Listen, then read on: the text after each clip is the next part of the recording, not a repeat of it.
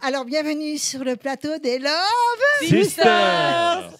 Et nous avons le plaisir d'être avec les Love Sistériennes et les Love Sistériens, aussi bien les chroniques que la régie. Ce sont des Love Sistériens. Eh oui, les amis. Et c'est au tour de Céline qui nous reçoit. Aujourd'hui, j'accueille Jean-Luc Dubroca chez les Love Sisters. Bonjour Jean-Luc. Bonjour Céline. Bonjour David, bonjour Love Sisters. qui t'accompagne aujourd'hui. Tu nous arrives directement du côté de Béziers. Complètement. La ville où l'habitait roi, je crois. Oui, Vendres. À Vendres. Voilà. Et tu es directeur de l'école musicale. Directeur de l'école de musique municipale. Oui, musique municipale de Vendres, voilà. Ouais, tout à J'ai fait. bien cru comprendre que l'art de transmettre, c'était quelque chose qui était important pour toi. Ouais, ça fait 40 ans qu'on le fait. Et tu tapes sur des tam-tams depuis quel âge? Alors, j'ai commencé par les barils de lessive, etc., les casseroles, etc. Voilà. Et puis après, les tambours sont venus, la percussion, ouais.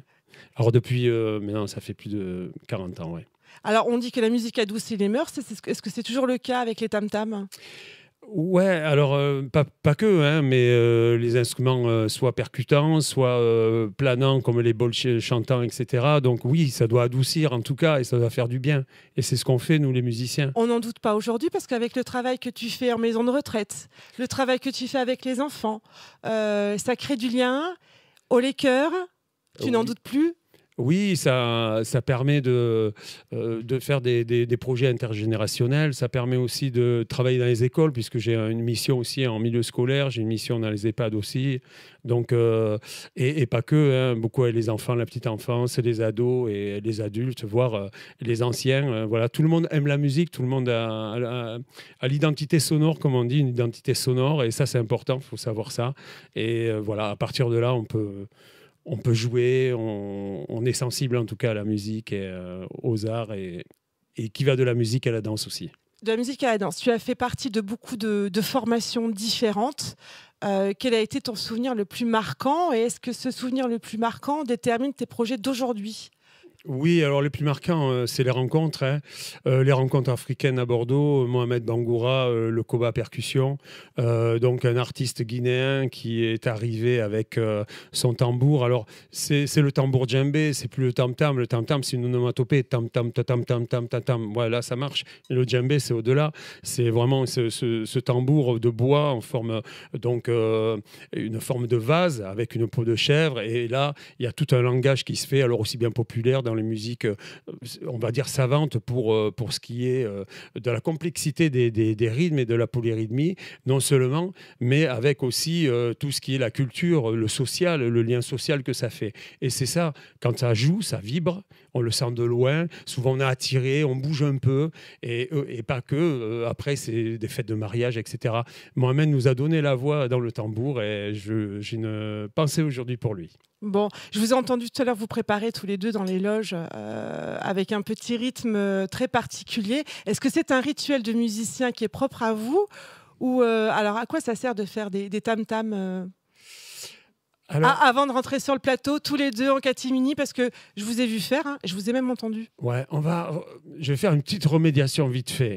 Ouais, tam-tam, moi donc c'est des percussions. Alors des percussions. Voilà, on va parler du métier. Et ça, c'est les percussions. Percussions, guitaristes, etc. Chacun a les cordes, les vents et les percussions. Les percussions, c'est le monde entier.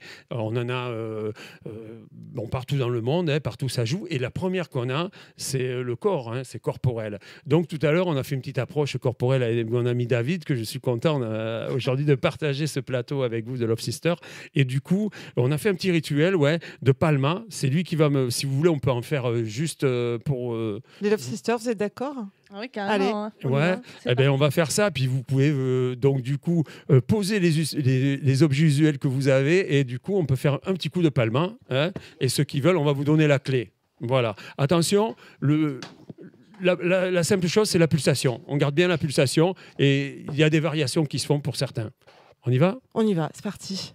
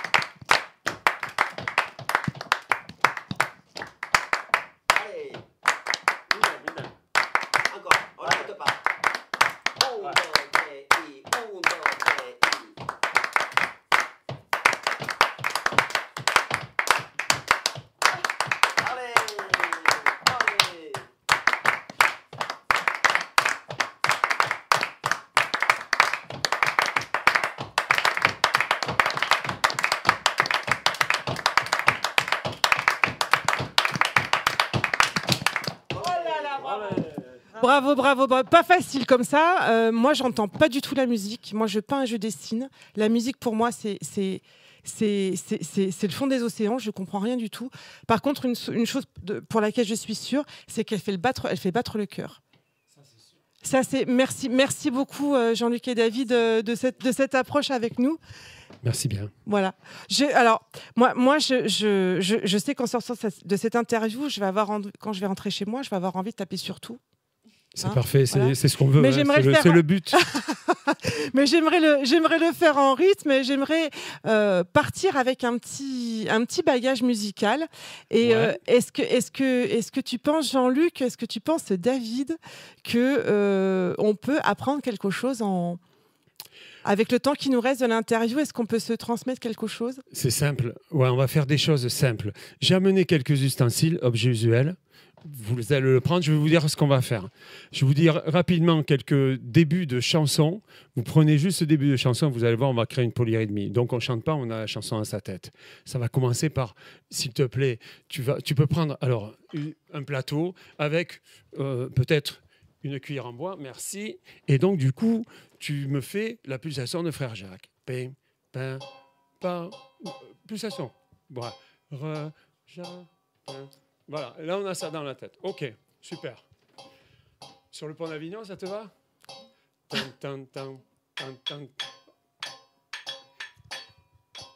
Voilà, tu peux rester, varier. Ok, ça marche. On a les timbres. Voilà, très bien, très bien. Ici, do, pam, pam, pam, pam, pam, pam, pam. Parfait. Pam. Ok, ici, ok. Tan, tan, tan, tan, tan, tan. Une souris verte. Super. Merci. Ouais, on va. Ok. David, tu peux prendre les. Ouais. Okay.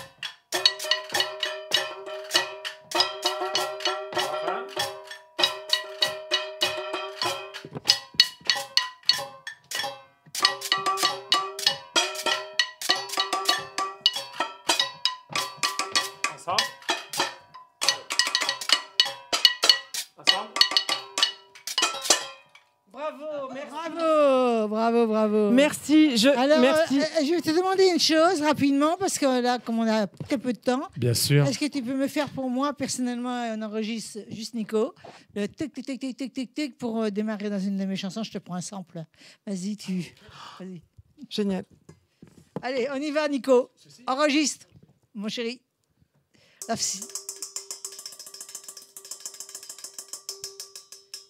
Avec le micro, allez, vas-y. Non, mais...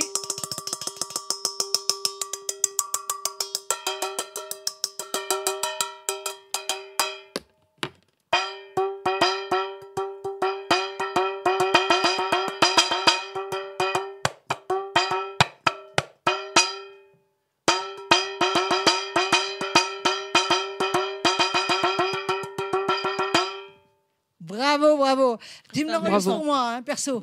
J'y pique. Il ne pourra rien dire de toute façon. Je dirais que c'est pas vrai. Non, ça va. Il n'y avait pas d'eau. Il n'y avait pas d'eau dans. Il n'y avait pas d'eau. S'il y a de l'eau, c'est encore autre chose. Mais Tu peux peut-être me le faire chez toi? Oui. Et tu me l'envoies? Oui. J'ai promis. Voilà. Donc Merci. on continue. Parce que là, on est obligé. Alors, ce qu'on vient de faire avec Jean-Luc, là, avec les instruments du quotidien, les instruments de la cuisine, ça s'appelle des récupercussions. C'est ça. Voilà, j'ai mis du temps à arriver à le dire parce que bien sûr, Bravo. j'avais pas cette. Hein, C'est ça. c'est bien, hein? Les récupercussions. Récupercussions. Absolument. Donc, vous pouvez vous amuser à la maison au moment du repas, mais avec des plats vides. Hein? Oui, tant qu'à faire, après la vaisselle ou avant, quoi. Ou on attend la fin du repas pour C'est fêter ça. ça avec les copains. Voilà. C'est ça. Merci Jean-Luc, merci Tu David. peux regarder la caméra pour demander comment on peut jouer. Alors, comment on peut joindre Jean-Luc? Moi, j'aimerais demander à Jean-Luc si tu avais un message à passer aux générations futures qui veulent se lancer. Est-ce que tu as quelque chose, un petit message d'espoir à nous donner? Au-delà de l'espoir, on est avec du son. Il y a tous les sons. Donc, on est avec son corps, etc. Et je crois que même si on a des difficultés, etc., le fait de pratiquer et de jouer amène à de la satisfaction, de l'enthousiasme et de la joie. Donc, il n'y a que ça à faire, c'est tout. Voilà, et je pense toujours à la compagnie Lubat et tout ça, qui dit en avant la musique, il faut y aller, et il faut jouer. Et basta. Allez, Voilà, jusqu'au donc, bout vive de la ses musique. passions. Voilà. Voilà, ouais, absolument. Merci. Exactement. Donc là, s'il peut nous dire comment on fait pour le joindre. Jean-Luc, dis-nous. Vous comment- joignez tous les voilà, deux, ouais. hein, d'ailleurs. Alors, on nous joint donc sur Jean-Luc Dubroca@free.fr. On me joint surtout sur le Facebook, donc Jean-Luc Dubroca Percussion Live, et on me trouve toute mon actualité. David. Vous me joignez sur David Tomena sur Facebook. Et voilà, tout simplement. Oui, c'est déjà beaucoup. Merci beaucoup et à très bientôt. Merci à tous les deux. Merci, Merci beaucoup. merci.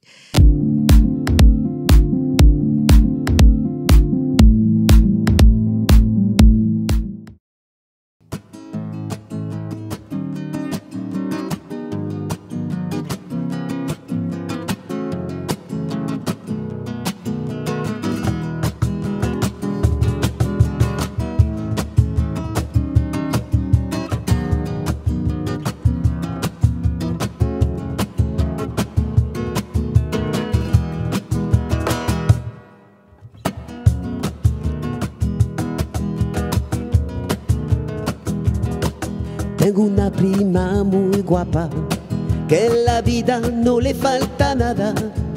Tenía su pareja, vivía enamorada y estaba embarazada. Y al llegar la criatura, desapareció el nota, dejando la planta, dejándola abandonada.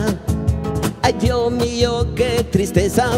Oh no, no pasa nada, prima, no pasa nada. Oh no, hay que aguantar las heridas, las fatigas. No pasa nada, prima, no, no, no pasa nada. La vida sigue con su pena y su alegría. ¡Ole! Toma que toma, que toma, toma que toma, que toma, toma que toma, que toma, tal. Toma que toma, que toma, toma que toma, que toma, toma que toma, que toma, tal. La niña de mis amores, a mí me gusta su andar, y es porque yo la quiero tanto, y ella siempre va diciendo que no quiere nada conmigo. Cuando la veo me muero, y cuando no la voy soñando, hay que ver cómo son las cosas, si el amor y la amargura empiezan por la misma letra. Oh no, no pasa nada, prima, no pasa nada. Oh no, hay que aguantar las heridas, las fatigas. Olé. No pasa nada, prima, no, no, no pasa nada. La vida sigue con su pena y su alegría. Olé. La vida sigue con su pena y su alegría. sigue con su pena y su alegría.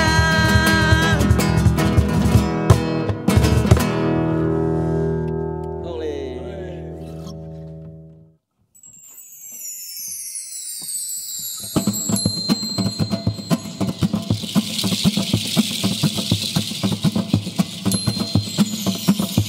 Toma, que toma, ole.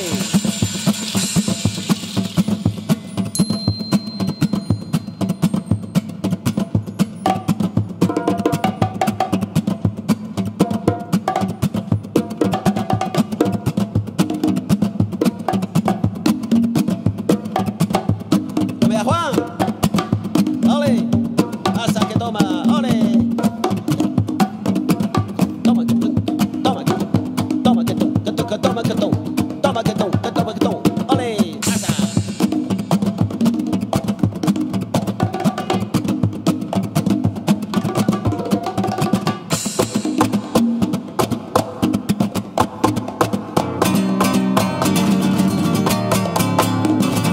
Para pa pa pai, para pa pa pai, para pa pa pai, para pa, para pa pa pai, para pa pa pai, para pa pa pai, para pa. Toma que toma, ole. Hoy no tengo ganas de currar, prefiero irme a la playa y a tomar el sol y descansar y ponerme moreno con mi morena.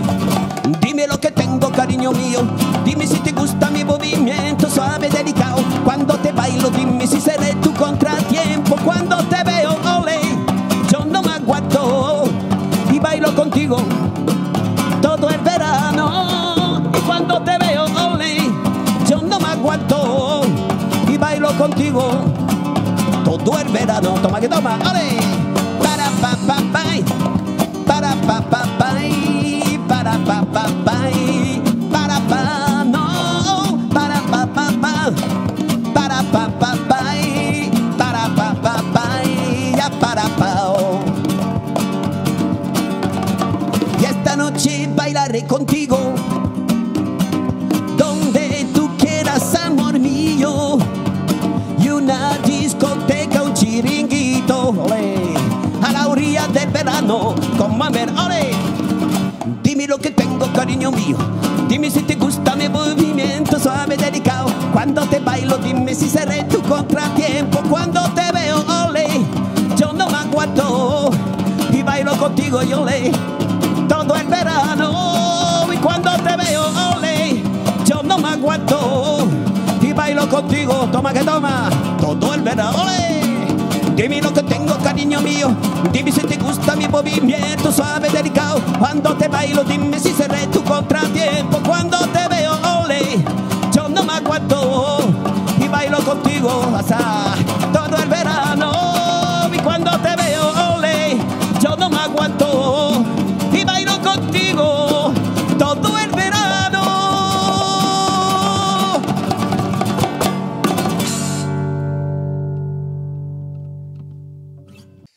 Chère Émilie, chère Émilie, là tu commences à être un vieux de la vieille toi aussi. Hein. Ça y est, je Voilà, commence à ça y est, m'y faire. tu commences à t'y faire. Tu nous reçois qui? Eh ben, je reçois Jean-Luc.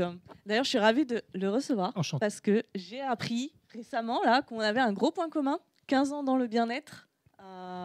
Tu peux nous en parler rapidement Ah oui, parce oui, que tu n'es pas venu pour ça normalement. Non, non, c'est vrai, mais ça fait à peu près une quinzaine d'années que je m'intéresse à la santé au naturel, donc la naturopathie, en tant qu'amateur, bien entendu, et aussi sur les sports qui permettent de maintenir la santé, enfin, une façon holistique de voir le corps, comme tu connais ça, j'imagine. Et donc, voilà, je m'y intéresse chaque jour pour être en bonne santé en tant que pianiste. Il faut quand même durer longtemps. Tu peux rapprocher bien ton micro. Ah oui, il faut durer longtemps quand on fait du piano. Donc pour ça, je me suis occupé de ma santé très tôt. Enfin, pas très tôt, à 45 ans, quoi. Un peu tard. Hein. Oui, effectivement, mais il n'est jamais trop tard. Hein. Tout, c'est un bon début. C'est génial déjà de pouvoir t'y intéresser. Et effectivement, en tant que neuropraticienne, langage de l'inconscient, on va du coup passer au côté artistique. Ouais. Tu es venu pour ça. Oui. Donc tu es pianiste, youtubeur, compositeur, donc improvisateur, prof. Il y a beaucoup d'activités. Oui, en effet, Qu'est-ce qui les relie? C'est quoi toutes ces facettes? Eh ben, toutes ces facettes, c'est simplement l'amour de la musique et essayer de transmettre ce qui est finalement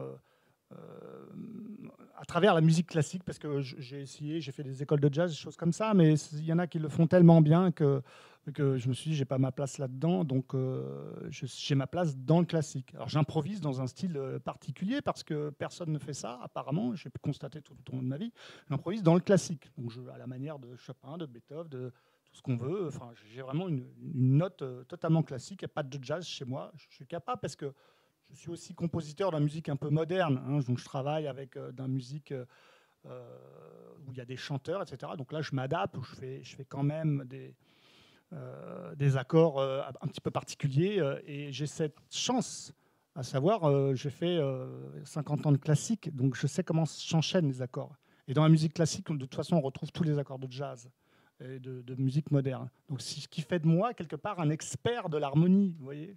Et c'est intéressant parce que tu as une chaîne, tu as même des chaînes où tu partages des impros, des bizarreries, de l'humour. Oui, Mais vrai. du coup, c'est quoi qui t'apporte d'oser cette liberté? Parce qu'on est loin du classique quand même là. Non, tout à fait. Alors effectivement, j'ai une chaîne qui est totalement confidentielle, que je ne publie pas, je ne partage pas. C'est pour les amis, donc j'ai des drôleries, des bizarreries et des choses comme ça. Mais par contre, j'ai une chaîne très officielle qui s'appelle l'Atelier du geste pianistique, dans laquelle je partage toute ma connaissance sur la technique pianistique. Donc, alors c'est venu d'où cette chose-là? C'est venu simplement qu'il y a depuis toujours, sauf que maintenant ça change un petit peu, c'est-à-dire je me demandais pourquoi j'arrivais pas à bien jouer du piano. J'étais toujours j'ai une main gauche, on dirait un étau, et puis la main droite un petit peu douée, mais pas vraiment plus. Et donc j'ai dû réfléchir à tout ce qui m'empêchait de jouer correctement, parce que mon but final, c'était de pouvoir jouer Chopin sans difficulté.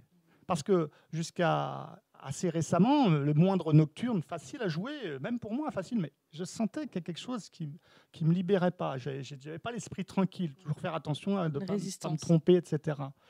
Donc j'ai dû étudier scientifiquement la technique pianistique.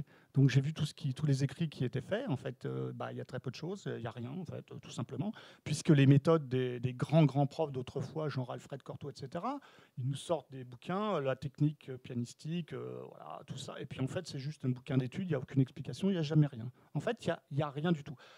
Ce qui est curieux, c'est que, par exemple, en athlétisme, on apprend, par exemple, quand on fait du saut en hauteur, il y a toute une partie technique qui est vraiment très, très fouillée. Et il faut l'appliquer, sinon on ne progresse pas. Eh bien, dans la technique pianistique, dans les écoles de musique, la technique n'est pas enseignée du tout. C'est que des recettes de cuisine, alors que j'ai essayé d'apporter de la science là-dedans. Donc là, on est en train d'apprendre la posture, la gestuelle, le placement, le corps.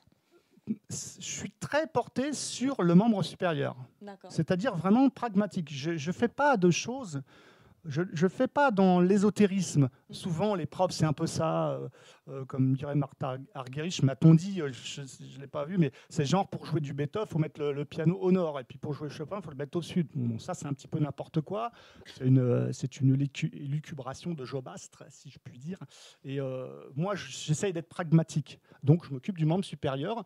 Je m'occupe de comment tourne l'énergie cinétique, comment on peut la diriger. Digérer aussi. Ouais, c'est l'heure de manger, là, on a faim. Et c'est un petit peu ça le problème, c'est-à-dire que j'explique les mécanismes fondamentaux qui permettent de faire du piano. Alors, ça, c'est pas une recette de cuisine. Le mec qui sait ça, il va dire « Ah, ça y est, j'ai joué du piano ». Non, il faudra quand même travailler beaucoup. D'où le lien santé et musique, finalement. Oui, tout à fait. Mais très important. J'ai fait, alors à ce titre, c'est très curieux parce que je ne l'ai pas mentionné, peut-être pas. J'ai fait une école en 2004, ce qui a duré 2-3 ans. Ça s'appelle la médecine des arts musique. Donc on apprend tout. J'estimais que c'était, au début de mes recherches, nécessaire de savoir comment fonctionne le corps. Or, quand on est prof de piano, même super prof et tout, les gens n'en ont rien à foutre de ça. Il n'y a pas demandé d'avoir un diplôme de médecine des arts spécialisé où les tendons, ils sont où? Alors, il y en a qui parlent des muscles des doigts, mais là, il n'y a pas de muscles. Ils sont là, les muscles. Et puis, ils sont ailleurs. Bon. Et donc, celui qui ne sait pas ça, comment voulez-vous qu'il donne des cours de piano sérieusement? C'est pas sérieux. Et effectivement, moi, je me suis braqué contre la quasi-totalité des profs. qui prennent généralement, et c'est ça un gros problème dans l'enseignement, leur cas pour une généralité. C'est-à-dire que moi, j'essaye d'être très général. Ce n'est pas mes difficultés à moi que j'essaye de transmettre. Non, ça, tout le monde s'en fout. J'essaye d'avoir une politique générale qui fait que tout ce que je monte peut s'appliquer à tout le monde. Parce que c'est de la logique, parce que c'est de la science. Voilà. Du coup, effectivement, c'est ta grande force, ta particularité. Qu'est-ce que tu aimerais que les gens ressentent en écoutant ta musique, en te regardant, en apprenant avec toi? C'est quoi que tu aimerais leur faire passer? Outre l'aspect technique que je viens d'évoquer, ce qui, en fait, quand on se libère techniquement, on se libère complètement et on peut jouer ce qu'on veut sans y penser, etc. Moi, ce que j'essaye de transmettre, et ce sera justement la version 2.0 de ma chaîne YouTube, parce que je l'ai abandonnée, abandonné entre parenthèses, elle a 2 ans d'existence finalement, c'est 2017-2019. Après, j'ai changé de projet, etc. Donc là, je m'y remets, j'ai mon studio vidéo, etc. Et là, je vais passer sur un volet différent. Il n'y aura pas que de la technique, mais il y aura surtout des explications sur la musique réelle. C'est-à-dire, par exemple, quand on prend un Chopin, une mazurka, j'expliquerai en quoi ça consiste, pourquoi les illustres, des très, très grands pianistes se trompent et pourquoi ils se trompent. Et à la limite, le seul juge, ce sera l'auditeur, parce que je vais leur montrer ce qu'ils font, eux, et ce que je préconise de faire, moi. C'est bien parce que tu me fais ma transition. Oui. Tu passes de Chopin à tes propres compositions. Donc, qu'est-ce que racontent tes morceaux? Mes compos, alors je me répète peut-être, je fais que du classique, donc c'est vrai que mes compositions sont très classiques. Alors j'ai 2 études ou 3 études de fait, des études que je qualifierais un petit peu à la manière de Chopin, c'est sans toute proportion gardée. Et donc des choses assez difficiles, des études dont la difficulté se répète, mais qui est complètement musicale, vraiment, vraiment. Et puis, donc je fais ça, et j'ai d'autres compositions qui sont plus libres. Peut-être un petit peu ça. Certains m'ont dit que ça ressemblait à du Satie. Bon, tant mieux, je suis flatté d'ailleurs.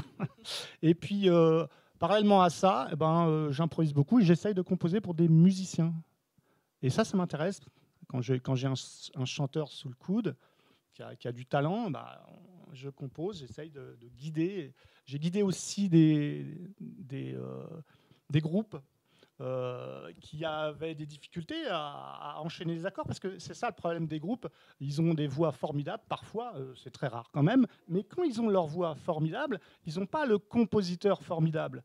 Donc finalement, quand on n'a pas les deux, qu'on n'a pas une bonne voix et qu'on a des compositions avec 2 accords qui se battent en duel, on ne sait pas pourquoi ils sont là, eh bien, ça fait flop. Moi, j'ai retenu une chose. Dans tes phrases, tu composes pour des musiciens. Oui, j'aime beaucoup ça. Oui, mais ça veut dire quoi? Parce que, eux sont déjà musiciens. Oui, mais en général, dans la musique moderne, donc le rock, la pop, ces gens-là se plantent largement. Moi, quand j'interviens dans des groupes, je suis quelqu'un pour guider. Alors, tu mets des nappes ou tu fais... Non, je ne fais pas du tout ça. J'écoute surtout ce qui se passe. Je reste 2-3 fois pendant 2-3 séances. Et au bout de la 3e, je commence à ouvrir ma bouche en leur disant, vous voyez, tu vois, cet accord-là, il ne faut pas faire ça. Qu'est-ce que tu penses de cet accord-là? Que deviens-tu là? Co-musicien Coach musique, coach composition, je ne sais pas comment dire. Voilà, c'est le mot que je voulais entendre. Voilà, donc effectivement, et ça c'est très intéressant parce que du coup j'ouvre des portes à des musiciens. Très intéressant, t'habites où? Alors moi j'habite à Béziers et j'habite à Frontignan, mais Béziers en ce moment. Béziers en ce moment, d'accord. Ouais, dans les deux. C'est pas loin. 7, Frontignan, Béziers. Non, mais non, on va... Et du coup justement, où est-ce qu'on va pouvoir te retrouver? Où est-ce qu'on peut apprendre Regarde avec la caméra. Voilà. Regarde la caméra, Regarde la surtout. caméra. Et le micro près de la bouche si tu peux. Bon, je touche, alors je parle de non carrément. Oui, non. Où c'est qu'on peut me voir? Simplement en allant, par exemple, sur ma chaîne YouTube qui s'appelle l'Atelier du geste pianistique. T'as pas fait simple, hein? Oui, mais ça résume beaucoup les trucs. Non, j'aurais pu faire plus simple. J'aurais pu l'appeler piano. Pardon. Et puis, sinon, si on tape mon nom, on trouve tout ce qu'il y a sur moi. Voilà, c'est ton nom, on peut te trouver. Jean-Luc Delol. Delol, ça s'écrit comme un œuf à la fin, mais c'est pas un F, c'est un L. Delol, non, Delol, oui. De LOL. Voilà. D-E-L-O-E-U-L, voilà. Voilà, c'était super Ouais, bien. merci. Très, très intéressant. Très effectivement. intéressant. Je C'est peux très rajouter intéressant. quelque chose cher ou pas ami. Ouais. C'est hyper intéressant ce que tu dis, Jean-Luc. J'ai fait 15 ans de piano, moi, en école de musique. Et aujourd'hui, je suis totalement bloqué sur ce que j'ai appris. Les partitions, je suis incapable de jouer sans partition, donc toutes les nocturnes, etc. Je les joue, mais pareil, j'arrive pas à me libérer de ça. Donc, c'est hyper intéressant ce que tu as raconté. Voilà, et ça me touche beaucoup. Ouais. Prenez contact tous les deux, Oui, ça mais sera pas mal. Hein. je trouve ça super intéressant. Parce qu'on est beaucoup dans ce cas-là, je pense. Je connais aussi beaucoup de pianistes et on est Moi, j'ai tous un peu dans récupéré ce cas-là. plein d'élèves, plein de gens qui me disent c'est formidable, ta chaîne, personne m'a dit ça, ça fait 30 ans que je fais du piano. 2 amis nouveaux là. Ça. Hein. Bon, Je rentre chez moi, je regarde tout de suite.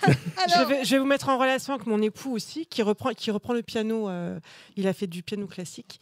Et il se retrouve exactement dans la même situation. Ouais. Il n'arrive pas à suivre les cours parce qu'il est ancré dans la méthode d'apprentissage classique qui était douloureuse aussi. Oui, absolument.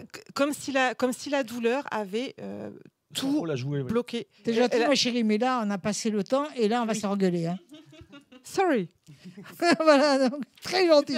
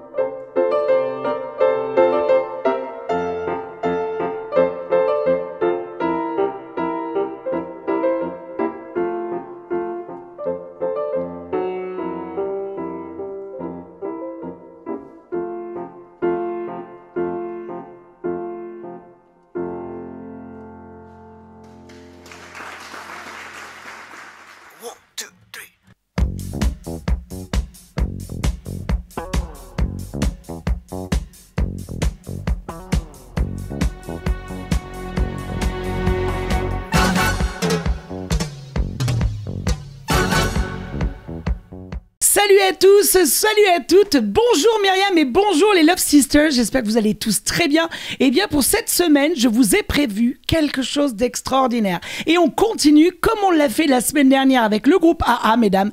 Et bien là, je vais faire plaisir à messieurs.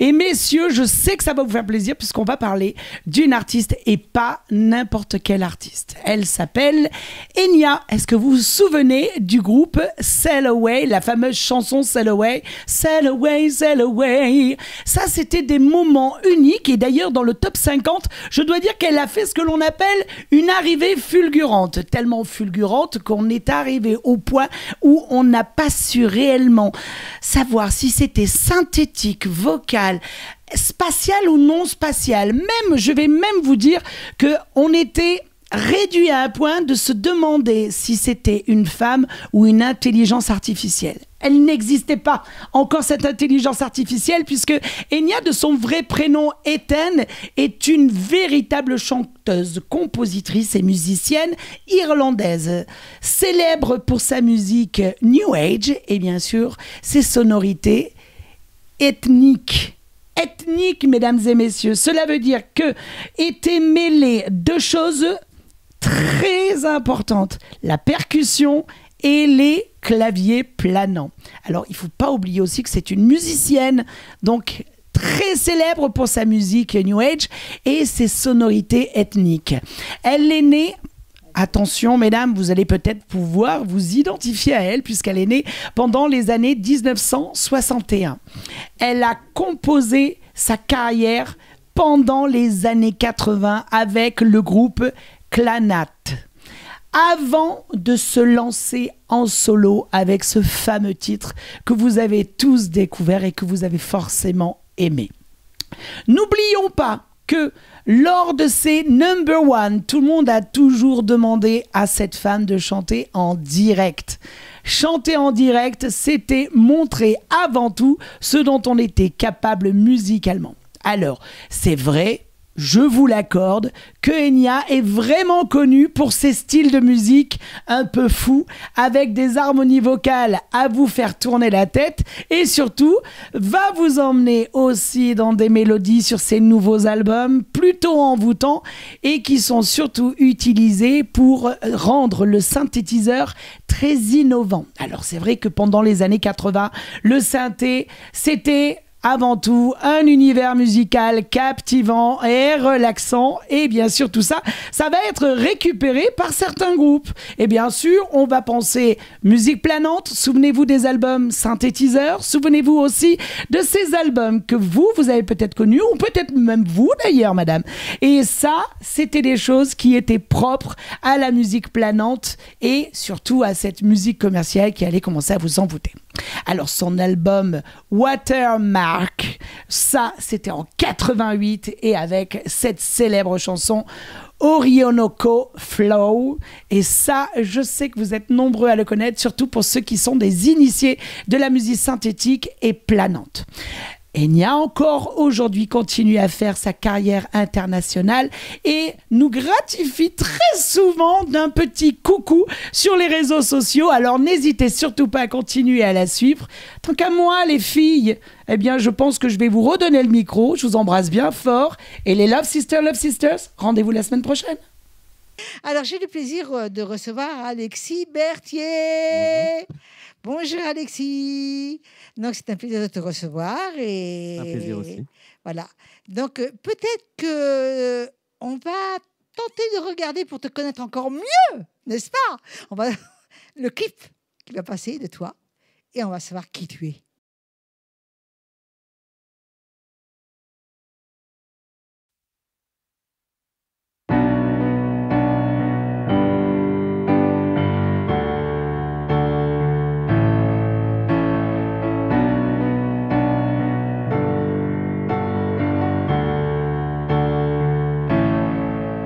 Je me suis détruit au creux de leur douleur. Je suis fatigué, usé, vidé. Je me suis noyé dans les océans de larmes et dans leur souffrance. Je pleure, je pleure.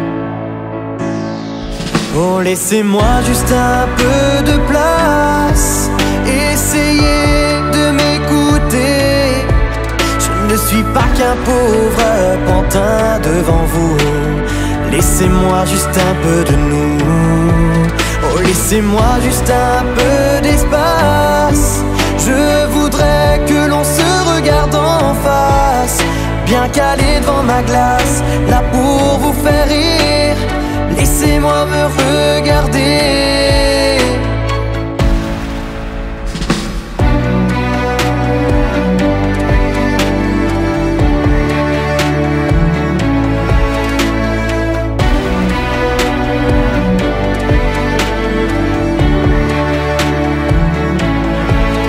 Je me suis glacé, figé dans leur chagrin. Je suis épuisé, blasé, lassé. Je me suis perdu, éloigné de mes racines, et j'ai disparu, vaincu, exclu. Oh, laissez-moi juste un peu de place, essayez de m'écouter. Je ne suis pas qu'un pauvre pantin devant vous. Laissez-moi juste un peu de nous. Oh, laissez-moi juste un peu d'espace.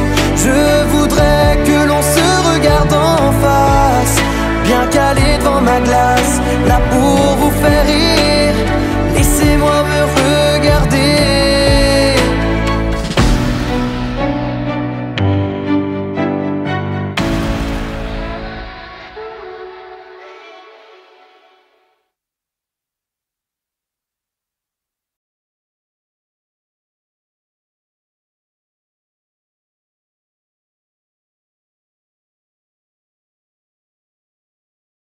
Alexis, alors ce clip a été tourné à la Brasserie des Oliviers. Et pourquoi ce lieu? C'était un lieu gratuit. Non, c'est même pas ça. Non, mais c'était un lieu dont mes amis qui ont fait ce titre connaissaient bien. Et du coup, je leur ai fait confiance. Et puis, c'est vraiment un lieu qui m'a beaucoup plu pour justement tourner ce clip, quoi. Alors, on leur fait un petit coucou. Oui. En tous les cas, j'ai beaucoup apprécié ton clip. Hein, beaucoup, beaucoup. Tu as une voix vraiment très habile, Merci. très habitée aussi. Et donc, est-ce que tu chantes des histoires vécues ou une fiction imaginée? Non, je chante quand même beaucoup de choses vécues. C'est justement... Ta force? Voilà, exactement. En fait, c'est tout ce que j'ai du mal des fois à exprimer avec la parole. Donc du coup, dans les chansons, c'est beaucoup plus simple, on va dire. En tous les cas, j'aime beaucoup ta voix. Hein. Merci. Donc, tu travailles avec Victoria Prod et Luna Vittoria. Oui, c'est ça. C'est Victoria Prod et Luna Vittoria. Luna Vittoria. Ça se ressemble vraiment. Hein. Et oui. Je sais pas si c'est la même personne, mais enfin. Non. Et qu'est-ce qui vous lie artistiquement? Je pense qu'ils ont cerné directement ce que je voulais et ce que je voulais représenter. Enfin, vraiment, je voulais pas qu'on me change et voulais vraiment exprimer, moi, ce que je ressentais au fond de moi. Donc, je pense qu'on s'est bien trouvé à ce niveau-là. Donc, tu n'es pas auteur et tu n'es pas compositeur, ou tu es co-compositeur? Alors, je suis pas compositeur. Non.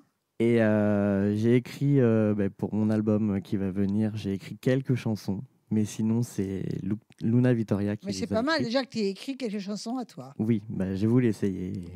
Je voudrais aussi savoir si, lorsque tu écris tes chansons à toi, bien entendu, puisque Oui. ce sont les autres qui écrivent pour toi, tu parles de qui en particulier?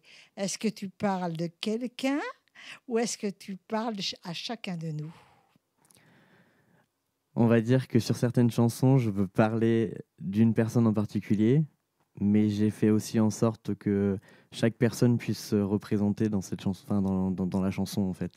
En fin de compte, tu as raison, parce que lorsqu'on écrit une chanson, je crois bien que d'abord on est dans le scénario et il y a toujours, même quand on a beau dire c'est de la fiction, même la fiction a un peu de soi. Vous êtes d'accord avec moi? Donc, toujours, on a cette mentalité qu'on ne peut pas changer en nous. Donc, voilà. Donc, tu as complètement raison. Si vous avez des questions à poser tous, vous pouvez lui poser des questions. Oui. Tu as l'air assez réservé, assez timide. Est-ce que du coup, ça te permet de t'exprimer comme tu ne peux pas le faire dans la vie de tous les jours? Oui, un peu plus facilement, on va dire. Surtout maintenant, c'est vrai qu'il y a quelques années, j'ai toujours aimé chanter, etc., mais j'ai jamais passé le pas. Ça fait que quelques années et c'est vrai que plus les années passent, à force de travailler, etc., j'arrive beaucoup plus facilement à m'exprimer sur scène que ce que je pourrais le faire dans la vie de tous les jours, on va dire. Et est-ce que ça t'aide après dans la vie de tous les jours? Est-ce que tu arrives à retranscrire Je pense qu'aussitôt après, à mon avis. Hein. Aussitôt après, oui, quand tu as chanté tes chansons. Oui, ça m'aide un peu plus quand Ça même, t'aide oui, un peu c'est sûr. Alors, on va quand même vous annoncer tous quelque chose. Ce cher Alexis ne vient pas d'ici. Il vient de loin. Et non. Et tu viens d'Ardèche. Je viens de la Drôme, oui. Enfin, c'est juste à côté. Donc, c'est à côté, j'ai juste à côté. Voilà, Tu exactement. as fait de la route quand même. Oui. Tu as fait de la route, rien que pour Love Sister. C'est ça. Vraiment, ça nous touche. Je suis très Je suis touchée. touchée. Moi aussi, je suis touchée. Oh oui, c'est vrai, c'est vrai. Merci. Avec plaisir. On va un petit peu reparler de ce clip que tu as fait là. Le tournage, c'était intense ou naturel? Non. Un moment à partager? Oui. En fait, ça a été surtout un moment partagé avec mes proches, avec des personnes aussi qui sont venues et que je ne connaissais pas. Et j'ai voulu vraiment que ça soit aussi naturel, en fait, comme moi. Et quand tu vois ton clip, Oui. est-ce que tu éprouves de la fierté? Ah oui, complètement. Donc, Parce que voilà. quelques années en arrière, je ne pensais pas du tout... Tu comptes en faire un on va deuxième? dire, bien Ou sûr. un troisième? Et bien sûr. Allez-y, un quatrième! Jusqu'à ce que mort s'en suive. Donc, tu interprètes, bien entendu. Bon, maintenant, tu peux aller au-delà, tu le sais. Hein. Oui. Alors, comment fais-tu pour t'approprier ces textes qui ne sont pas de toi? Mais en fait, c'est parce que du coup, donc Luna Victoria qui m'écrit les textes, me connaît, donc du coup, c'est beaucoup plus simple. Elle sait très bien ce que je veux dire. Et en fait, les textes, même si c'est pas moi qui les ai écrits, c'est clairement ce qui me représente. C'est un rendez-vous ancré, donc déjà, elle sait ce que tu veux. Oui, Donc, voilà. elle prend déjà de toi pour Oui. l'écrire. Parce que de toute façon, quand on écrit une chanson, en tant qu'auteur, s'il n'y a pas de rendez-vous ancré, si on donne uniquement un texte comme ça, c'est vraiment Oui, se foutre de la gueule du monde. c'est plus compliqué aussi. C'est oui, plus sûr. compliqué. Hein. Je ne sais pas si tu es d'accord avec moi. Non, on n'écrit pas comme ça. D'abord, voilà. Mais tu donnes une ligne directrice quand même, et vous Oui, bien travaillez tous les deux. Oui, un bien rendez-vous sûr. ancré. Ouais. Bien sûr, oui. Un rendez-vous ancré. Et Donc, est-ce que j'ai une question à poser? Parce que alors Oui. moi, je suis madame, je ne comprends rien à la musique. Et je suis désolée, c'est comme ça. t'es avec moi. Hein. Hein? T'es avec moi maintenant. Moi, je comprends encore moins depuis, mais est-ce que Je suis bordélique, je sais. quand on te propose un texte, même s'il est proche de toi, parce qu'il a été, c'est un fait sur mesure, ce que tu appelles le rendez-vous ancré, c'est du fait sur mesure. Un rendez-vous ancré est obligatoire. Hein. Tu ne peux pas faire payer quelqu'un un travail et choisir un texte que tu as appris qui date peut-être de 3 ans dans ton placard et le donner. Non, mais voilà. ok, j'ai compris ça. Mais est-ce que une fois que tu as ce texte-là, tu dois te l'approprier? Est-ce que tu peux retoucher ce texte-là? Est-ce qu'il y a d'autres choses qui se passent? Est-ce qu'il y a une interaction qui se fait avec l'auteur? Ah oui, bien sûr. Voilà. Bien sûr. Et à quel moment vous arrêtez ce travail? À quel moment vous vous dites c'est bon, c'est prêt? Mais quand on est satisfait tous les deux, s'il y a Quand vraiment un échange. quand vous êtes satisfaits tous les deux, c'est-à-dire? Quand le texte me plaît et que j'arrive vraiment à me mettre dans ce texte et que ça représente vraiment ce que je voulais dire D'accord. de base. D'accord. Et c'est de l'ordre de l'émotion, ça? Oui. C'est de l'ordre de l'émotion. Beaucoup, Donc tu oui. sais que une certaine émotion correspond en fait l'arrêt du travail. C'est bon, c'est dans la boîte. On peut valoriser maintenant cet héritage. Oui, exactement. Ok. Merci. De rien. Ton micro, s'il te plaît. Et oui. En tant qu'auteur, ok, j'ai compris, mais la musique, la danse, c'est aussi la même personne, c'est ça? Non, c'est 2 personnes différentes. D'accord. Et comment ils s'accordent les deux pour faire la musique d'un côté et les paroles de l'autre? Déjà, je pense que c'est soit le compositeur s'adapte au pied de l'auteur, mais c'est plus facile d'aller vers d'abord la musique et ensuite de faire ses pieds soi-même si on est auteur. Pour moi, c'est plus facile. En fait, en général, c'est toi vrai que la musique est composée d'abord. Et ensuite, grâce à la musique, on trouve, on va dire, le thème sur lequel on veut s'exprimer. Et après, ça ça s'ensuit sur le texte, etc. quoi.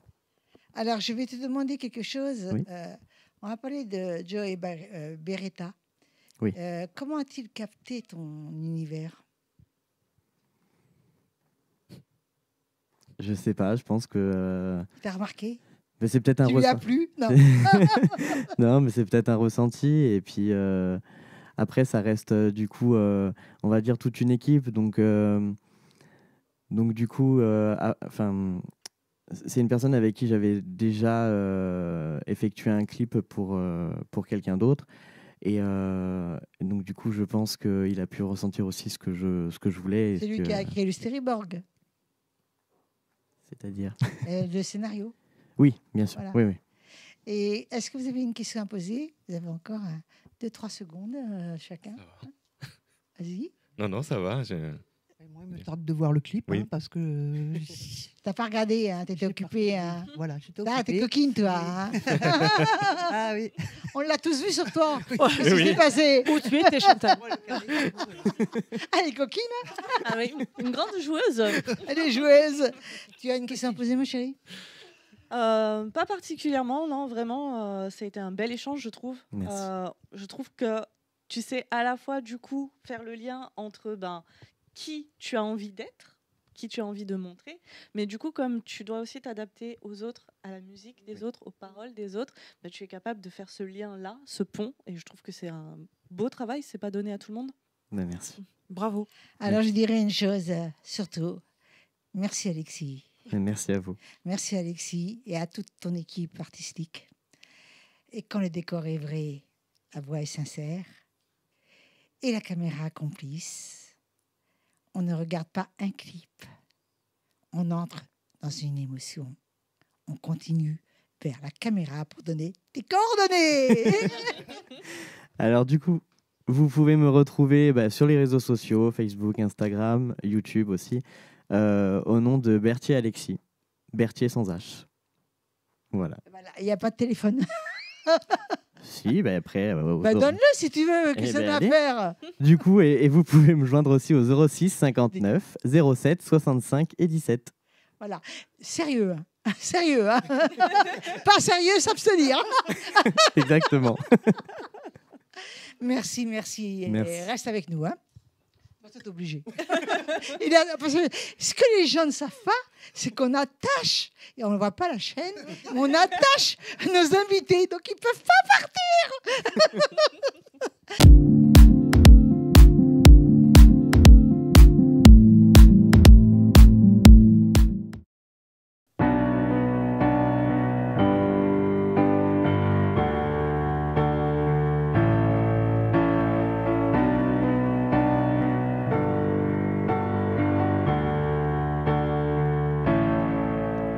Je me suis détruit au creux de leur douleur.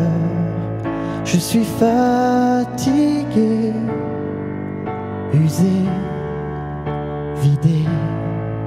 Je me suis noyé dans les océans de larmes et dans leur souffrance.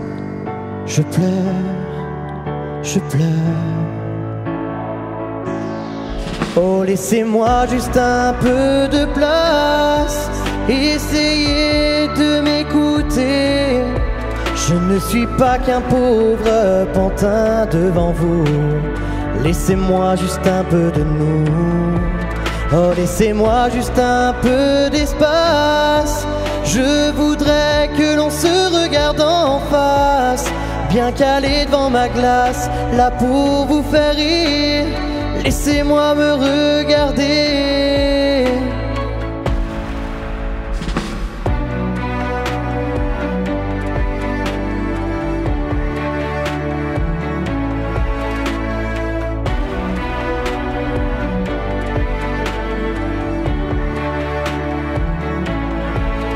Je me suis glacé, figé dans leur chagrin.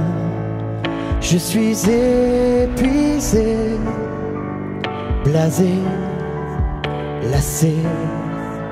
Je me suis perdu, éloigné de mes racines, et j'ai disparu, vaincu, exclu.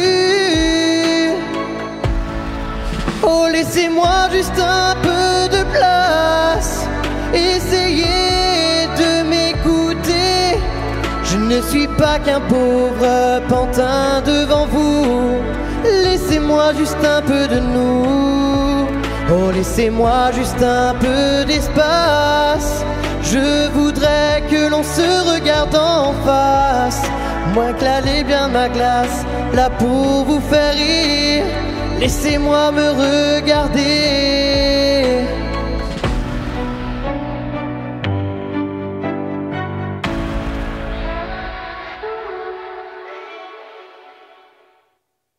Alors maintenant, c'est au tour de Céline, je crois. C'est à mon tour, avec plaisir. J'accueille Chantal Béret. Bonsoir. Chantal qui arrive directement. La coquine. Chantal, la coquine qui a loupé le clip d'Alexis. Tu te rends compte, hein? Elle s'est bien se camoufler. Pourtant, elle est très colorée, Chantal. Hein. C'est étonnant. C'est super joli en plus. Un bel univers coloré, salé. Salé. Hein, salé. De l'eau, toujours de l'eau. De l'eau, toujours de l'eau. Le bleu de l'eau, magnifique. Le bleu de l'eau. Moi, j'ai essayé d'assortir, tu vois, mes bijoux à ton travail. Bien. Mais je trouve qu'elles sont moins jolies encore que ce qu'on voit. Je te remercie. C'est dur à porter ces gros poissons-là.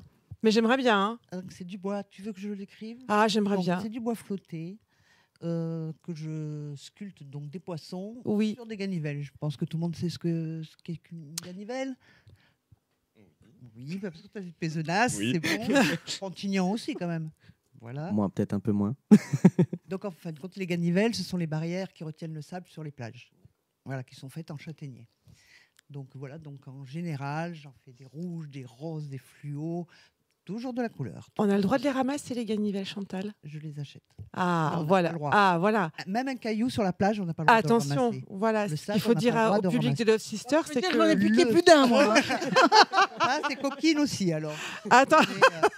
Mais, bois flotté, on a le droit. Bois flotté, c'est bien, parce que tu nettoies la plage en même temps, c'est parfait. Voilà, c'est bien. Voilà. Donc voilà, ça c'est du bois flotté.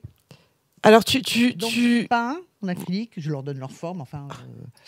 je peins, je vernis, donc ça peut être intérieur et extérieur pour les autour des piscines. Après, je fais des petits tableaux.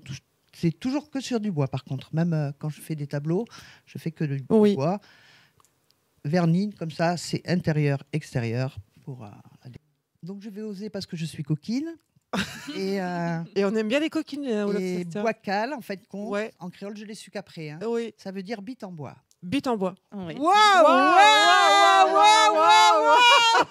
C'est pour ça ça que marque les esprits. Voilà, c'est pour ça que je me disais suis que... dit, est-ce que je refais tout? Est-ce que j'enlève toutes les signatures? Le truc du bateau qui s'appelle aussi comme ça. Les quoi? Le truc, je sais pas comment, le truc du bateau pour garer le bout. La bite d'amarrage. La bite d'amarrage. Mais il y a... Il y a beaucoup de symbolique C'est derrière. très, c'est très connoté dans le monde des pirates, hein, tu sais, t'as parce vu, que, hein, parce que voilà. force et détermination étaient nécessaires à la navigation. Hein, voilà, pour braver les vents et les attaques, etc. Regardez, parce que de toute façon, en métropole, peu de gens parlent créole. Mais maintenant, on saura. Maintenant, Et mais ceux grâce qui à toi. parlent créole, ils se rappelleront de moi. Voilà. Mais alors, c'est marrant cet humour parce qu'on le retrouve dans ton travail aussi, qui est naïf. Tu peux le alors, dire. Oui, moi je parlerai d'art populaire. Et moi, ce que j'aime beaucoup dans ton travail, alors, dans le studio, on ne peut pas décorer entièrement de tes œuvres, c'est qu'elles sont toutes marquées par le matériau de départ. Que tu vas chercher dans ton environnement direct. Et c'est marrant parce que ça, c'est propre quand même aux artistes plasticiens. Oui, très souvent, hein, on va chercher la autour de soi. Ce que peut nous donner la nature, je le récupère. Voilà. Et à partir de là, tu élabores un petit scénario graphique. Tout à fait. Je visualise de suite. Tu sais ce que tu vas faire de ce que tu ramasses. Tout à fait. La vision. C'était comme quand j'étais jeune, ou petite, on va dire. Dès que je voyais un nuage, je voyais les lapins, je voyais plein de formes. Des gens ne voient jamais de trucs. Moi, je vois. Tu as déployé ton esprit créatif qui est très présent, peut-être l'enfant qui est encore très présente. 62 ans, ouais. Ah, oui, voilà. Pour grandir quand même. Mais c'est quand même, ce que tu proposes, c'est quand même un travail très élaboré, très abouti. On retrouve les couleurs primaires très souvent, qui sont plus ou moins saturées, qui sont plus ou moins chaudes. Voilà. Tu travailles beaucoup ta palette. Oui. C'est important pour toi, ça? Oui. Je fais beaucoup. Encore celui-ci, c'est un des plus discrets. Hein. Celui-là, c'est le plus discret. Ouais. C'est marrant parce que le jaune en peinture, c'est le jaune. Le jaune, c'est le moi. Est-ce que tu as quelque chose à dire, le moi, le soleil, le moi intérieur, on le retrouve. Il invite, hein. Il invite à faire rentrer dans le travail. Et toi, tu es consciente du travail des couleurs sur. J'en ai besoin. Je sais pas. Toi, tu en as besoin. Franchement, je ne sais pas si j'en suis consciente, mais j'ai toujours besoin de couleurs. Est-ce que ça t'a permis de trouver ton public, ces couleurs-là? Tout à fait. Oui. J'expose souvent. Bon, donc je suis de Frontignan. Voilà, bord de mer. Pérade, attention, ne pas confondre. Pas n'importe quel quartier, attention. Ah oui, c'est. Voilà. Frontignan plage. À la plage.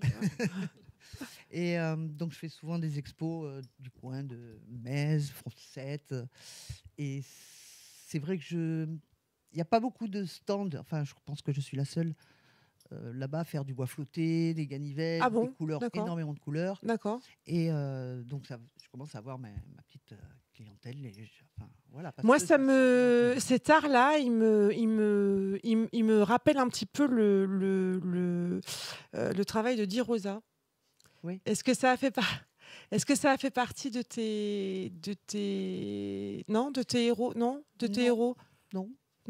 C'est mon mari, mon héros. C'est ton mari, c'est ton héros. Et il est artiste, ton mari. Il est artiste, ton mari. Alors pas du tout. Pas du tout. Il n'est pas chanteur, il est rien du tout. Mais vous êtes navigateurs tous les deux. Voilà. Par contre, navigateurs, pêcheurs. Des grands pêcheurs. On voyage. Lui, il est né en Martinique.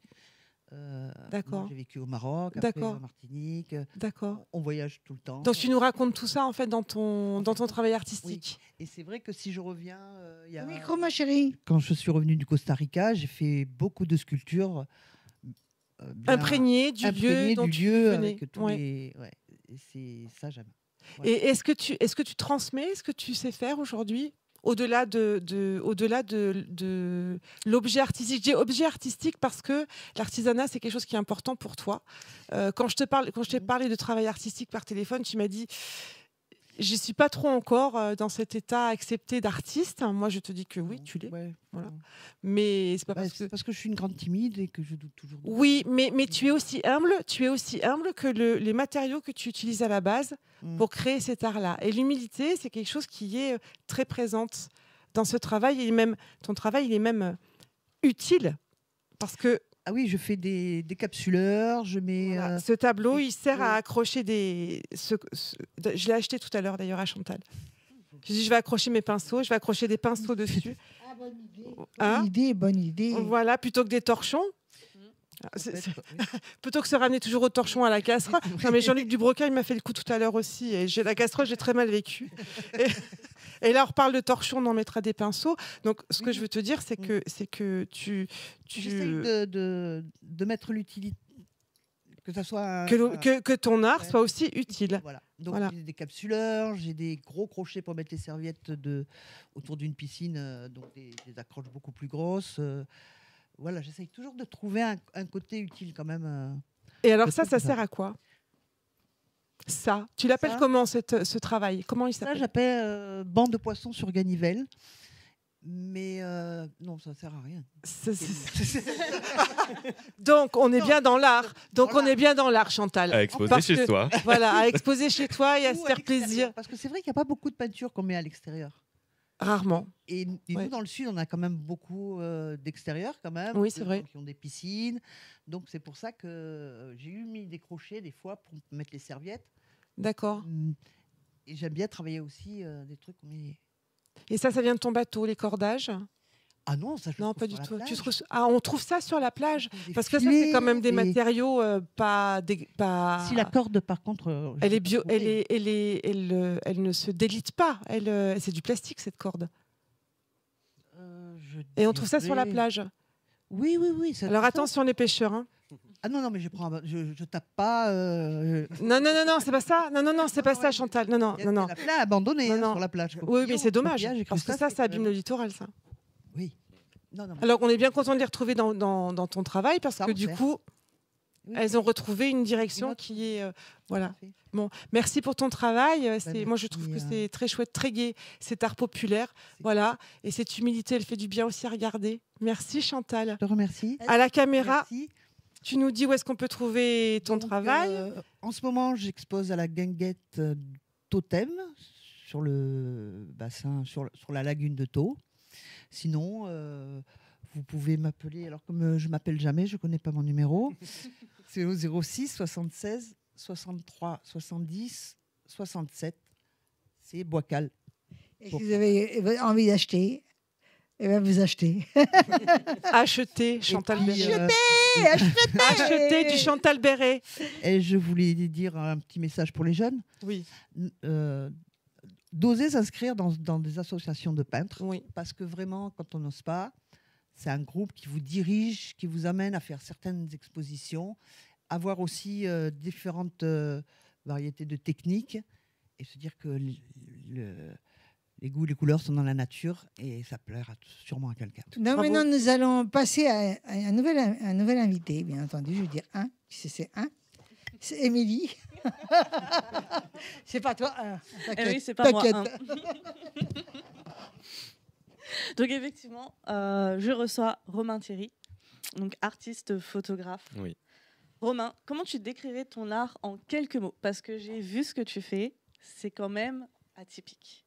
Oui, je suis le seul à travailler sur ce sujet-là. Donc, je suis artiste photographe depuis 15 ans. Et donc, je voyage à travers le monde pour trouver les pianos abandonnés dans le monde que je photographie depuis 15 ans. Donc, j'ai fait un peu toute l'Europe, les États-Unis, le Japon. Et je suis constamment en recherche.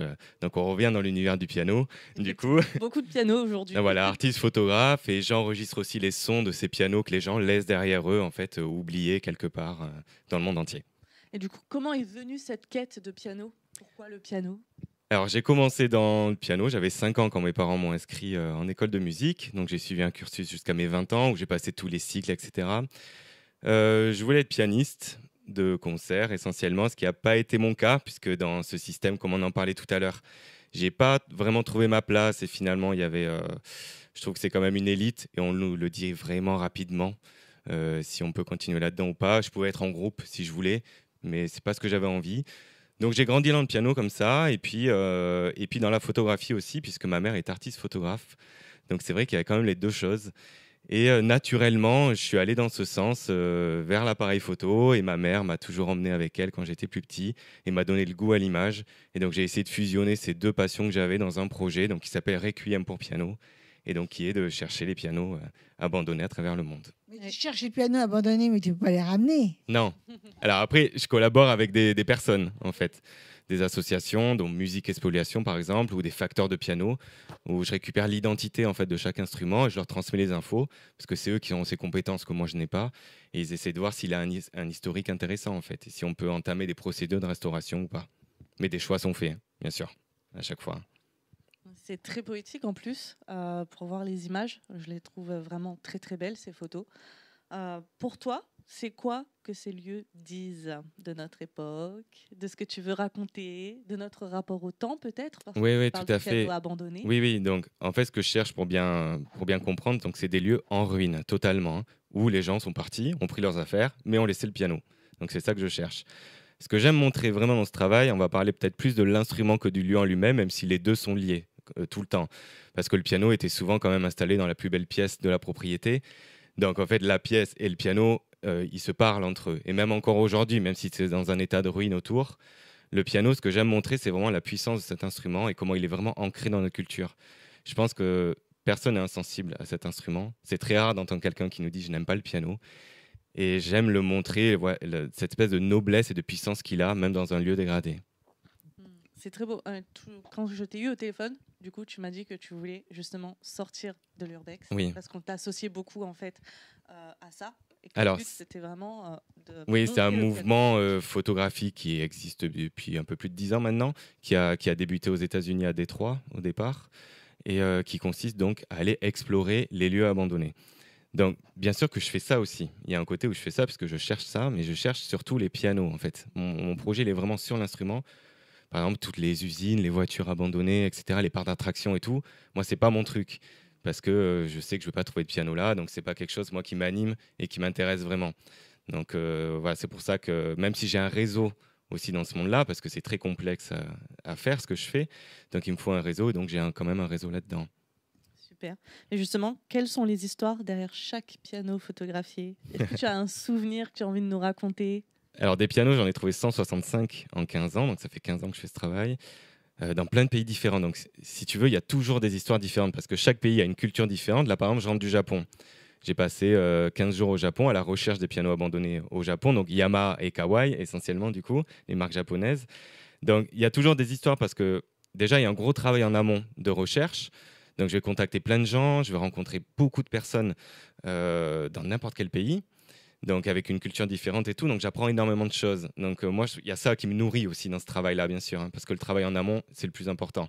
Finalement, la photographie, elle représente pas grand-chose dans tout ce projet-là. Nous, c'est tout ce qu'on voit, mais en fait, ça prend énormément de temps. Ouais, il y a par exemple le Japon, j'ai travaillé presque 4 ans dessus avant d'y aller, parce qu'il faut identifier des lieux où il y a des pianos dedans. Donc c'est pas comme ça du jour au lendemain qu'on trouve. Donc je dirais que des histoires, j'en ai des milliers, donc c'est complexe. Elles sont toutes différentes.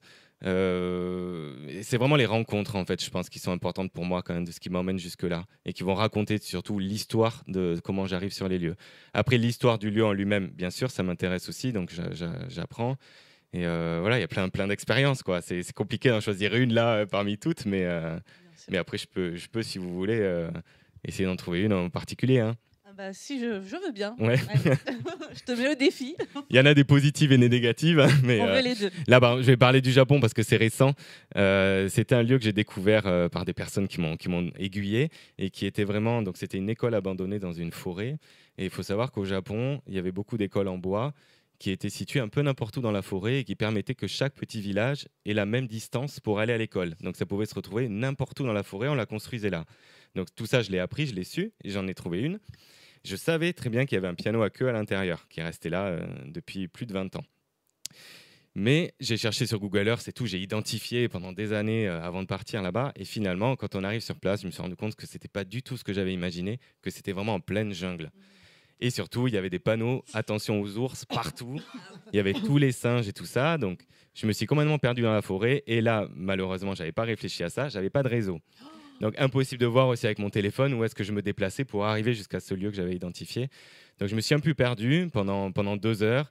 Et là, je vous avoue que l'expérience était alors, à la fois excitante de se retrouver là dans cet environnement, mais à la fois, j'étais pas mal stressé parce que je savais qu'il y avait beaucoup d'attaques d'ours. Moi, j'étais là au milieu de ça, dans un pays que je connais pas bien. Et sans réseau, ça stresse un peu aujourd'hui quand on n'a plus de réseau. Et de voir tous ces singes et tout partout. Donc, oui, voilà. On l'a vu à la panne SFR. Hein. Donc voilà, si tu veux, au bout de 2 heures, je me suis dit, écoute, c'est pas grave, abandonne. C'est rare que j'abandonne parce que je suis assez déterminé quand je trouve quelque chose. Mais là, je voyais bien qu'il n'y avait pas d'issue et que j'allais finir dans la bouche des macaques ou des ours quelques heures après. C'est vraiment très intéressant. Là, tu es en train de nous parler de non seulement tout le travail en amont, de la recherche que tu as fait, de la culture également, mais de tout l'émotionnel que tu mets dans les photos, parce que aussi bien l'émotionnel du lieu et du piano, mais de ce que toi tu vis et tu traverses pour y arriver. Ça, c'est important quand on fait de la photographie. Je pense que déjà, ce que je fais moi, il faut être très patient, comme je disais, avec tout le travail. Donc quand je découvre quelque chose, je ne suis pas à 2 heures près, 2 jours près. Ce qui est important, c'est d'abord de s'immerger vraiment dans le lieu, parce que chaque lieu a sa propre histoire. À nous de la ressentir comme on la ressent. Ça se trouve, tu ne ressentiras pas du tout la même chose que moi à l'intérieur. Et du coup, je m'immerge longtemps dans les lieux. Ça peut aller d'une demi-journée jusqu'à 1 semaine pour certains, pour essayer de capter vraiment un moment particulier qui va mettre en valeur ce que moi je ressens sur place, et aussi l'instrument et le lieu dans lequel il est. Oui, moi, ma question, elle est technique. Alors, j'écoute avec beaucoup d'intérêt. En fait, ça me donne même envie de regarder un documentaire sur ce sujet, pour plein de raisons. Et les traces de l'humanité aussi, hein, oui. Que ça renvoie. Voilà. Et ma question, elle est technique. Qui finance des expériences comme celle-ci? Comment on vit de ce métier-là, de ce travail-là, incroyable, hein, parce que il y a beaucoup de recherches à faire, il y a Oui, beaucoup oui. de voyages à financer, il y a de la sécurité à mettre en place. Oui.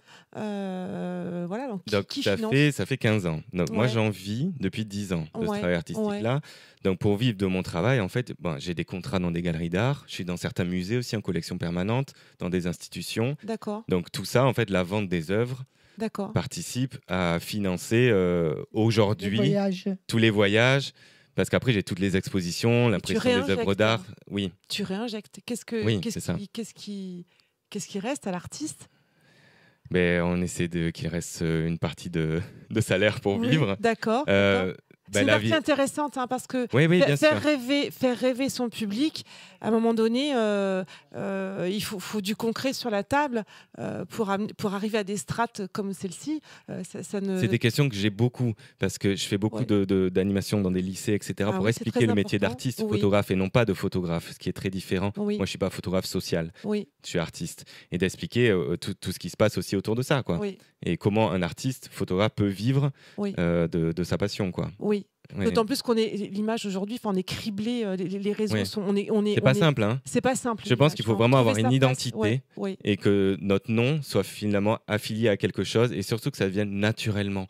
Je pense que c'est ça. Moi, c'est venu naturellement par rapport à mon enfance, etc. Avec le piano et Oui, ces c'est lieux, une la extension de photographie. vous-même en fait. Ouais, c'est ça. Et je voilà. pense que c'est ça qui est important. Du coup, on en parle avec passion. Oui. On aime ce qu'on fait, on sait ce qu'on Oui. fait. Et je pense qu'il y a ça aussi qui Et fait vous en qu'on faites peut du sortir récit du lot. écrit aussi. Oui, j'écris des choses. Après, Voilà. après c'est différent, c'est encore un autre métier. Mais après, il y a tout le travail du son. J'enregistre tous les sons des pianos abandonnés que je photographie. Et dans les expositions, ils sont aussi diffusés. Mm. Chaque œuvre est connectée au son du piano que j'enregistre in situ. Parce qu'avec Ah. quand même un passé un peu de pianiste, Ouais. de joueur de piano en tout cas, je trouve que c'est important de le faire résonner parce qu'il n'est pas mort. Et qu'est-ce que dit un piano qui a été abandonné comme ça depuis... Pardon, excuse-moi Émilie, mais je suis passionnée. Voilà. Quel est le petit cri du piano qui a été abandonné Il résonne toujours, même s'il y a une note qui sonne, il résonne. Donc il n'est pas mort. Il est toujours là, il émet toujours quelque chose. Il attend qu'on Ouais, vienne c'est bien. le toucher. C'est chouette, merci. C'est chouette. Donc le mot de la fin. mais- Oui, magnifique, vraiment. On l'a vu, hein, scotché, passionnant, une identité Merci, forte, merci. beaucoup d'émotions. Oui. Où est-ce qu'on peut vivre cette expérience en dehors des écrans? Où est-ce qu'on peut trouver face à la caméra? Donc moi j'ai mon atelier galerie dans la ville de Pézenas, dans le centre historique de Pézenas. C'est moi qui suis présent tout le temps là-bas. Et sinon cet été aussi je suis dans le festival de la photographie de Arles, dans le Off, donc sur juillet, août, septembre. Vous pouvez retrouver mon travail dans ce magnifique festival de photographie internationale. Et sur les réseaux? Sur les réseaux, donc tout est à mon nom, donc Romain Thierry, Thierry avec un seul R, Instagram, Facebook et sinon mon site internet romainthierry.fr.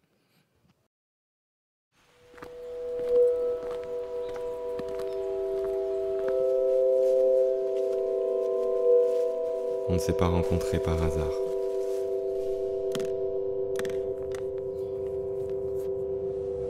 Il me fascine depuis que je suis gamin.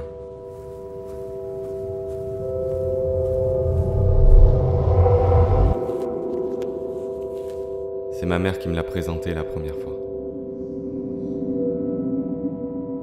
À chaque rencontre, c'est une histoire différente.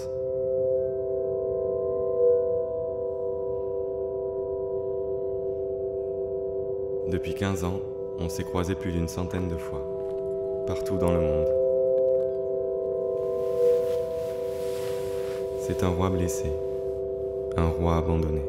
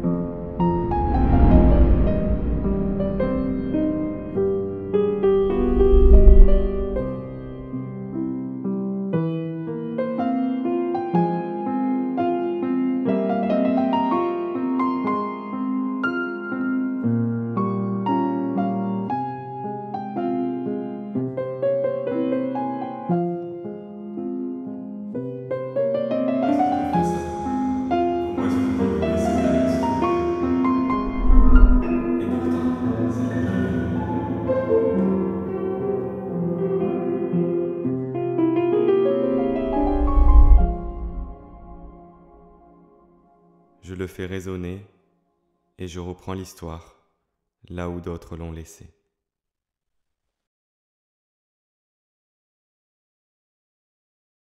Bravo, Parfait. bravo. Merci beaucoup. Ce fut une belle émission avec tous. Merci beaucoup. Ah, merci. Merci. Et nous toutes réunies, nous tous réunis, on vous dit bye bye. Bye bye. Bye.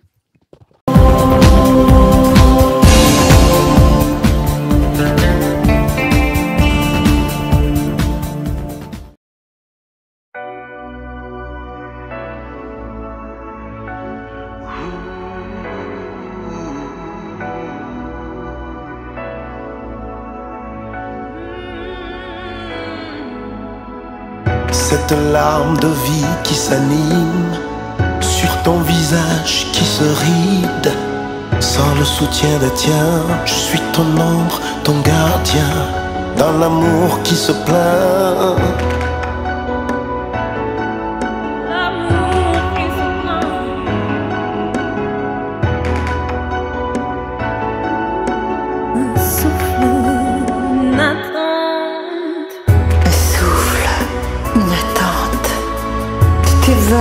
Dans le silence qui me glace le sang, ce sentiment ignoré, ce sentiment de liberté, encore plus violent, à ton détriment, jolie maman, jolie maman. Un souffle, une attente, dis-moi. Dis-moi, dis-moi.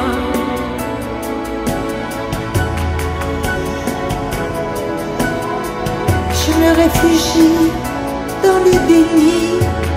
Je viens te dire, encore tout est dit. Tu veux me dire que c'est fini. Ta main, c'est la mienne, si faible dans ta peine. Pâleur, reine de ta couleur. Reine de ta couleur. Reine de ta couleur.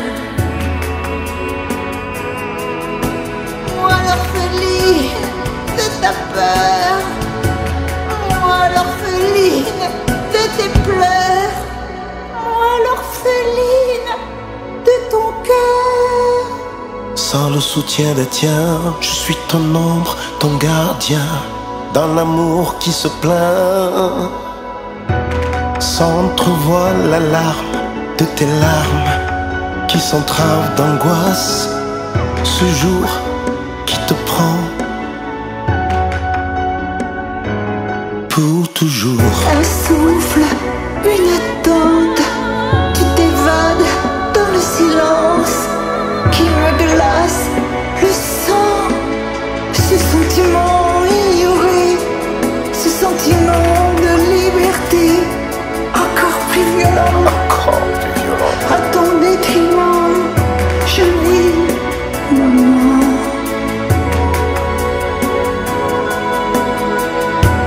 Un souffle, une attente, tu t'évades dans le silence qui me glace le sang.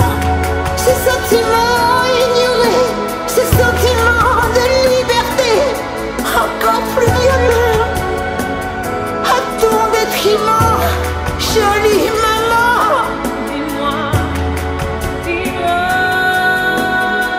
Cette larme de vie qui s'anime sur ton visage qui se ride. Sans le soutien des tiens, je suis ton ombre, ton gardien, dans l'amour qui se plaint. L'amour qui se plaint. Un souffle, une attente. Alors, reine de ta couleur.